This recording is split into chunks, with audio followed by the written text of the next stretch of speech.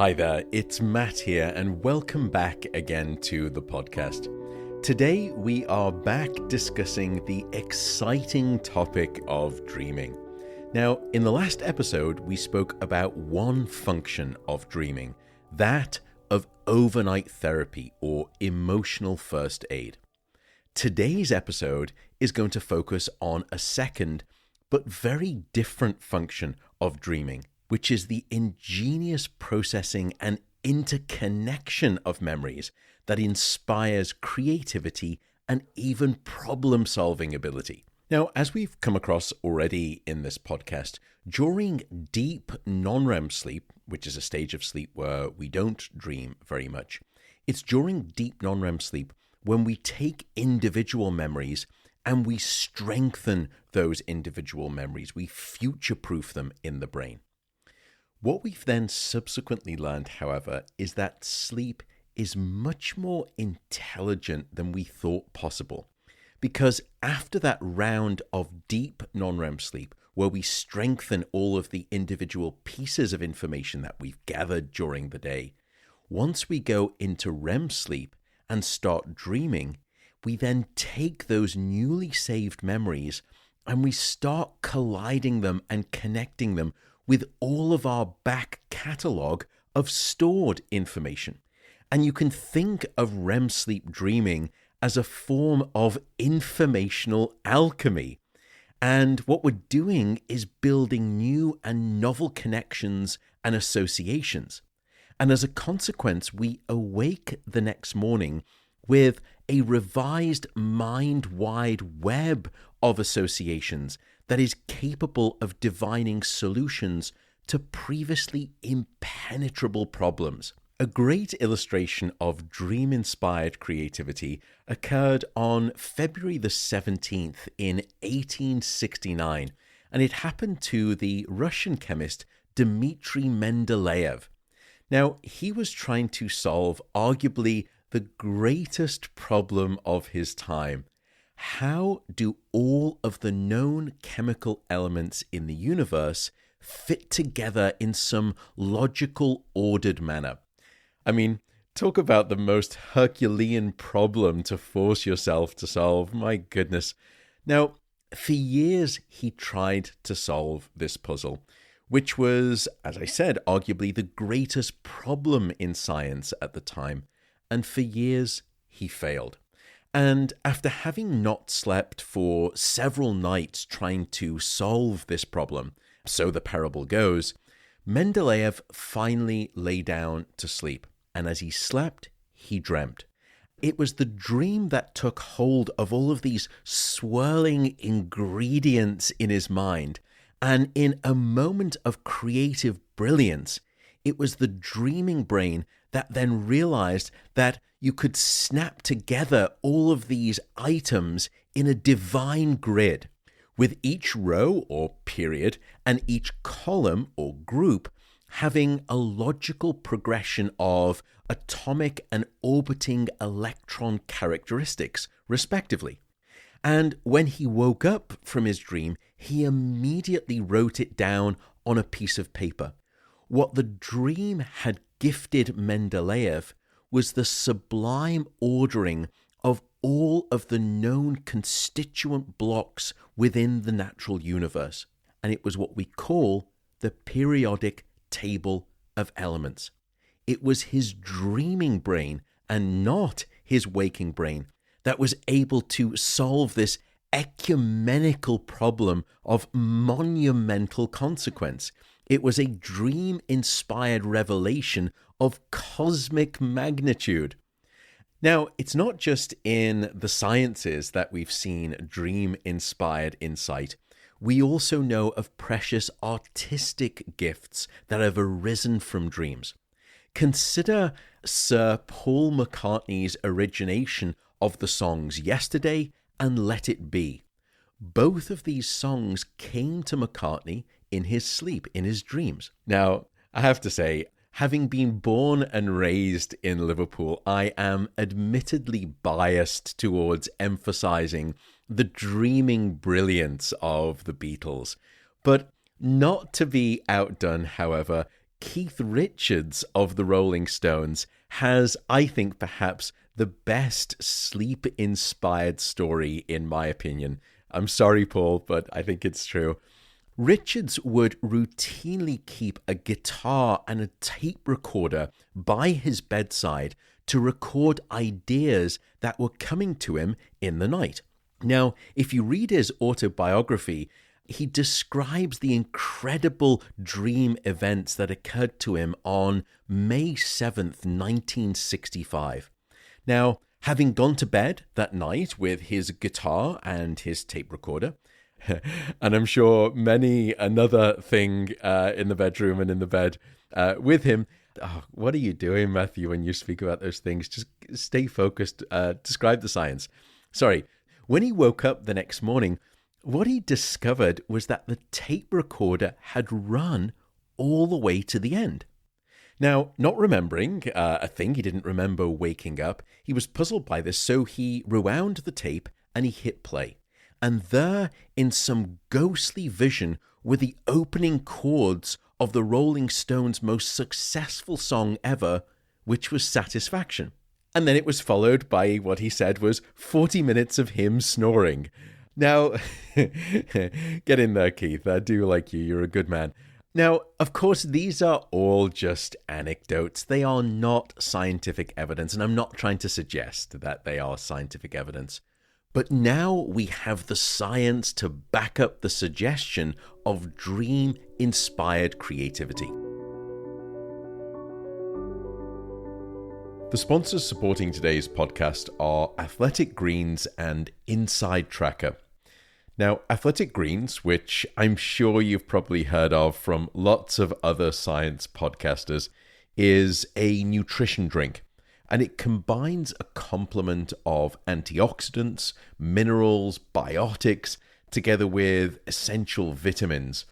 And I myself have been using Athletic Greens, and by the way, I buy mine rather than getting any freebies to avoid any bias. And I've been doing that because I'll always invest in my own full nutritional health insurance coverage. And I also did my research on the ingredients, did my diligence, and I always trust scientific data as ground truth. So head on over to athleticgreens.com/Matt Walker, and you will get money off your first order. Plus, you will get a free 1-year supply of vitamin D and 5 free travel packs. So that's athleticgreens.com/Matt Walker. The second partner supporting today's podcast is Inside Tracker, it's a fascinating service. They come to your home and then they will do a blood draw and then they will analyze your blood and your DNA to understand exactly what is happening inside of you, that unique snowflake individual, in terms of your varied blood and your metabolic and your hormonal health metrics. And what's also key is that they don't just provide you that, they then offer you a personalized set of suggested lifestyle changes so that you can better optimize your health. So just go to the link insidetracker.com/Matt Walker. And if you use that link, which is insidetracker.com/Matt Walker, you will get a healthy discount off your purchase. So now let's get back to the podcast. Some years ago, we decided to conduct a study where we woke people up out of either non-REM sleep or REM sleep, and then quickly tested their creative problem-solving abilities. And it's a method that still allows us to essentially quickly test and probe the state of the brain in terms of the sleep stage that you've just woken people up out of. And what we found is that participants were up to 30% better at solving cognitive problems when they were woken up and coming out of that REM sleep dreaming state relative to the non-REM sleep state where they weren't usually dreaming. In other words, the REM sleep dreaming brain shows the ability of being much more divergent in its information processing ability, and it's much more potent in terms as a consequence of its problem solving ability. And we went on to discover that it's not just your ability to solve problems that's improved, but the way that you solve those problems is very different when you're coming out of the REM sleep dreaming state. In other words, the operating algorithm of the REM sleep dreaming brain is very different. And we discovered that you see problems differently and you solve them differently. You start ignoring the obvious connections and the obvious answers, and instead you start favoring the very distant, non-obvious, ingenious solutions.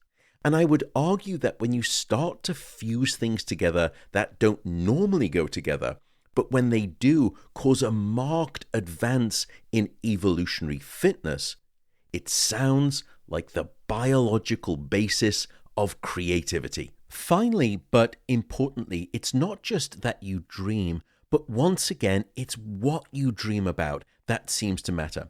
We now have research showing that after learning a virtual maze, those individuals who slept but critically also ended up dreaming about the maze were the only ones who ended up being better at navigating that maze when they woke up. So it's another demonstration that it's not just that you need to sleep, or even that you need to have REM sleep, or even that you need to have REM sleep and be dreaming. But what you dream about seems to matter when it comes to that creative problem-solving ability. Oh, by the way, I should note, some people, when I'm describing this type of evidence, they will ask me about these historical legends who were acclaimed short sleepers, yet they still demonstrated remarkable creative prowess.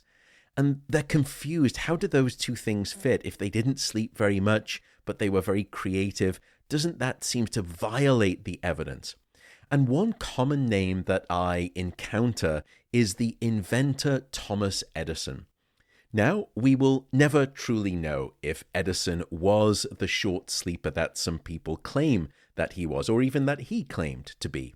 But what we do know, however, is that Edison was a habitual napper during the day. And he understood the creative brilliance of dreaming, and he used it ruthlessly as a tool. And what Edison would do, and this is fantastic, he would go to his study and he would sit down at his desk, and he would pick up a metal saucepan and he would put it underneath the armrest of his chair. And then he would put a pad of paper and a pencil on his desk. And then he would pick up 2 steel ball bearings in his right hand. And he would gradually rest his arm on that armrest of the chair. And slowly he would fall and drift off to sleep. And so he didn't fall too far into sleep. What would happen is that at some point his muscle tone would relax so much that he would release the steel ball bearings. They would crash on the saucepan underneath him, and then he would write down all of the creative ideas that were flooding his dreaming mind. Absolutely genius, isn't it? I think it's brilliant. And I should note, by the way, that the same trick has been attributed to the artist Salvador Dali, and we don't quite know who the story truly is the ownership of. But I think the point here is, little wonder that you have never been told to stay awake on a problem. Instead, you're told to sleep on it. And interestingly, by the way, this phrase, sleeping on it, or something close to it, seems to exist in most languages that I've inquired about to date, from things such as French all the way to Swahili, it turns out. And what this indicates is that the problem-solving benefit of dream sleep is universal. It transcends cultural boundaries. It is common across the globe. So these are the powerful benefits of dreaming, things such as emotional resolution and emotional therapy or overnight therapy, as well as creativity and problem solving. And if dreams seem to be so powerful, what if you could control your dreams and do whatever you want in your dreams? That topic, the topic of controlling your dreams, or what we call lucid dreaming, will be the focus of our next episodes in this series all about dreaming. Until then, I will simply say thank you so much for listening. Thank you so much for subscribing to the podcast, and I will see you next time.